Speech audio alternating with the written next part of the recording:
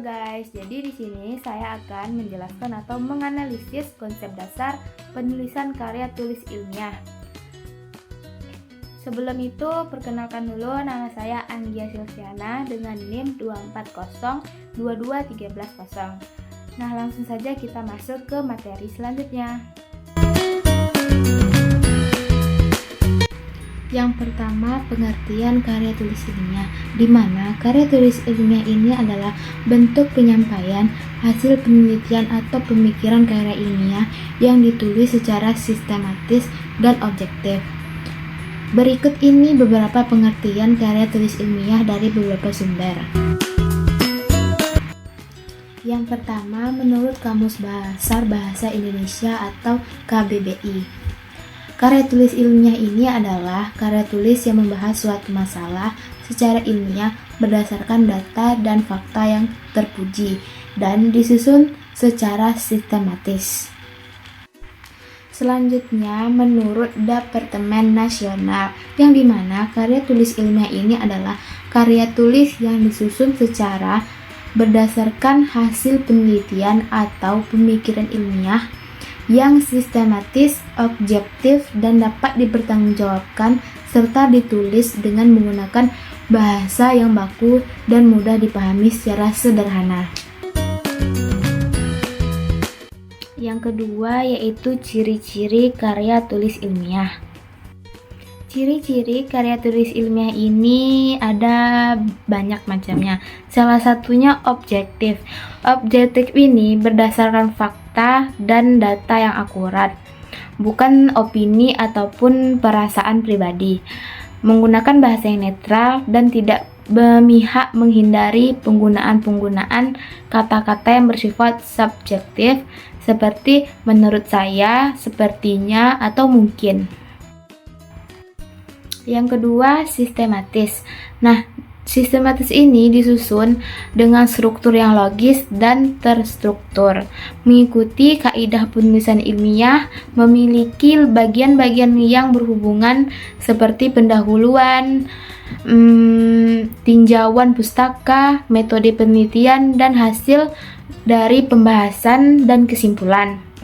Menggunakan sistematika penulisan yang baku seperti menggunakan nomor halaman, daftar isi, daftar pustaka, dan catatan kaki. Yang ketiga, mengandung referensi. Mengandung referensi ini merupakan sumber data yang informasinya digunakan dalam karya tulis ilmiah dicantumkan dengan lengkap.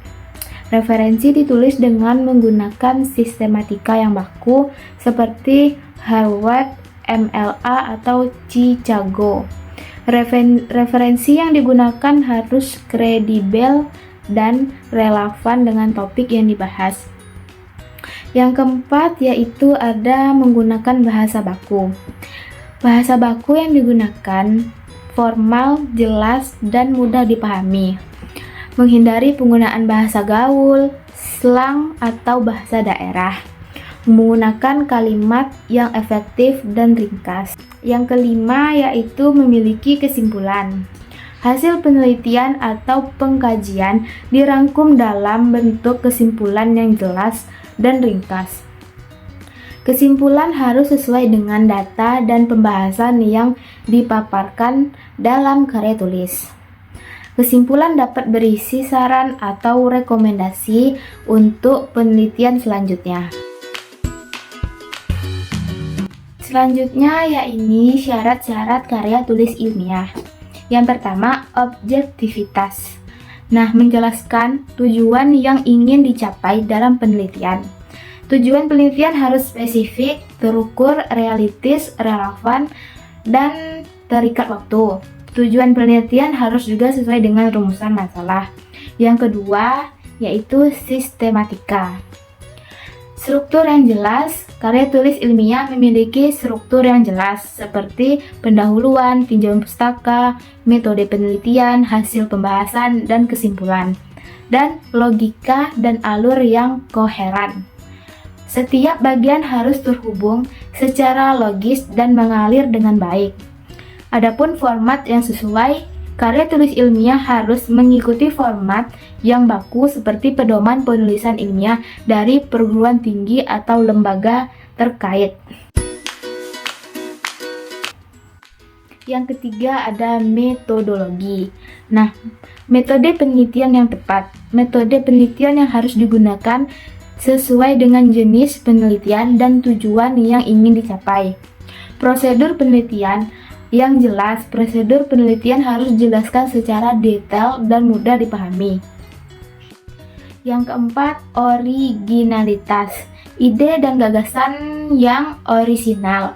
Karya tulis ilmiah harus mengandung ide dan gagasan yang orisinal, bukan plagiat dari karya orang lain. Kontribusi baru. Karya tulis ilmiah harus memberikan kontribusi baru pada bidang ilmu yang diteliti. Selanjutnya yaitu ada fungsi dan manfaat karya tulis ilmiah. Yang pertama, menyampaikan hasil karya tulis ilmiah. Menyampaikan hasil penelitian dan temuan baru, karya tulis ilmiah berfungsi sebagai wadah untuk menyampaikan hasil penelitian dan temuan baru kepada hal yang lebih luas. Yang kedua, yaitu ada peningkatan pengetahuan dan pemahaman. Karya tulis ilmiah dapat meningkatkan pengetahuan dan pemahaman tentang suatu topik terbaru atau topik tertentu. Yang ketiga yaitu ada membangun landasan untuk penelitian selanjutnya. Karya tulis ilmiah dapat menjadi landasan untuk penelitian selanjutnya dengan memberikan informasi dan perspektif baru. Yang keempat yaitu memperkuat kredibilitas dan reputasi. Karya tulis ilmiah yang berkualitas dapat memperkuat kredibilitas dan reputasi penulisnya. Yang kelima yaitu memfasilitasi diskusi dan kolaborasi. Karya tulis ilmiah dapat memfasilitasi diskusi dan kolaborasi antar peneliti. Dan yang keenam yaitu ada mendorong inovasi dan kemajuan. Karya tulis ilmiah dapat mendorong inovasi dan kemajuan dalam berbagai bidang. Selanjutnya ada jenis-jenis karya tulis ilmiah. Jenis-jenis karya tulis ilmiah sangat beragam, namun secara umum dapat dikelompokkan berdasarkan tujuan dan formatnya. Nah, berikut ini ada beberapa jenis karya tulis ilmiah yang umum. Yang pertama, berdasarkan tujuan. Karya tulis ilmiah deskriptif, bertujuan untuk menggambarkan atau menjelaskan suatu fenomena, objek, atau peristiwa secara sistematis dan objektif. Contohnya, laporan penelitian lapangan, studi kasus, deskripsi tentang suatu budaya. Selanjutnya, karya tulis ilmiah eksplanatif, bertujuan untuk menjelaskan hubungan sebab akibat antara variabel-variabel yang diteliti. Contohnya, meneliti eksperimen, meneliti korelasional, analisis, dan kuantitatif. Selanjutnya, karya tulis ilmiah eksploratif, bertujuan untuk menyelidiki atau mengeksplorasi suatu topik masalah secara mendalam. Contohnya, tinjauan literatur, studi imperatif, analisis, dan kuantitatif. Yang kedua, berdasarkan format. Yang pertama, skripsi. Karya tulis ilmiah yang ditulis oleh mahasiswa sebagai syarat kelulusan program sarjana. Yang kedua, tesis. Karya tulis ilmiah yang ditulis oleh mahasiswa sebagai syarat kelulusan program magister. Yang ketiga, disertasi. Karya tulis ilmiah yang ditulis oleh mahasiswa sebagai syarat kelulusan program doktoral. Yang selanjutnya, artikel ilmiah. Karya tulis ilmiah yang diterbitkan dalam jurnal ilmiah. Selanjutnya, makalah ilmiah. Karya tulis ilmiah yang ditulis untuk presentasi di seminar atau konferensi ilmiah. Selanjutnya yaitu urgensi publikasi karya tulis ilmiah. Urgensi publikasi karya tulis ilmiah sangatlah penting dalam dunia akademik dan penelitian. Nah, berikut ini beberapa alasan mengapa publikasi karya tulis ilmiah sangatlah penting. Yang pertama, menyebarkan pengetahuan dan temuan baru. Publikasi karya tulis ilmiah memungkinkan penelitian untuk berbagi hasil penelitian dan temuan baru dengan komunitas ilmiah dan masyarakat luas. Hal ini membantu menyebarkan pengetahuan dan mendorong kemajuan di berbagai bidang. Yang kedua, yaitu meningkatkan kredibilitas dan reputasi. Publikasi karya tulis ilmiah di jurnal ilmiah bereputasi baik dapat meningkatkan kredibilitas dan reputasi peneliti. Hal ini dapat membuka peluang untuk mendapatkan data penelitian, kolaborasi, dan penghargaan. Kesimpulan. Nah, dari kesimpulan karya tulis ilmiah pada bagian akhir yang berisi pendapat penulis tentang penelitian atau pembahasan yang telah dilakukan.